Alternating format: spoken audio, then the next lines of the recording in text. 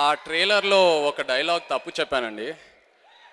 బాధ, సంతోషం, హిట్ అయినా ఫ్లాప్ అయినా కొన్ని సంవత్సరాల నుంచి నన్ను సపోర్ట్ చేసేది మా అభిమానులే.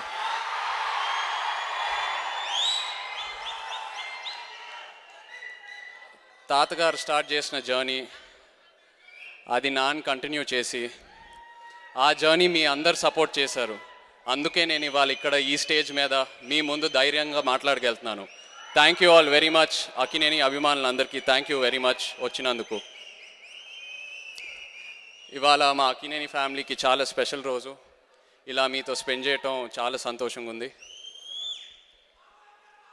ప్రేమం సినిమా బాగా ప్రేమించి చేసిన సినిమా అండి.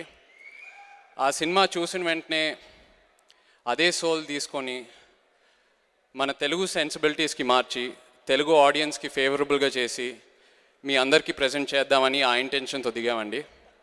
ఒరిజినల్ సినిమా కన్నా బాగా తీద్దాం, వాళ్ళ మిస్టేక్స్ కరెక్ట్ చేద్దాం, ఆ హీరో కంటే బాగా చేయటం, ఆ ఇంటెన్షన్స్తో అసలు స్టార్ట్ చేయలేదండి ఆ సినిమా. ఇన్ఫ్యాక్ట్ సినిమా చేసేటప్పుడు మేము అందరం అనుకున్నాం, అక్కడున్న ప్రతి టెక్నీషియన్ని అప్రిషియేట్ చేసి మనం సినిమా చేసామండి. అలాగే ఈ సినిమా రిలీజ్ అయిన తర్వాత అక్కడున్న ప్రతి టెక్నీషియన్ ఇక్కడున్న అందరు టెక్నీషియన్స్ని అప్రిషియేట్ చేస్తారు. మా టీం అంత బాగా తీశారండి సినిమాని. ఈ జర్నీని సపోర్ట్ చేసి మా డైరెక్టర్ చందు అండ్ ప్రొడ్యూసర్స్కి థ్యాంక్స్ చెప్పాలి.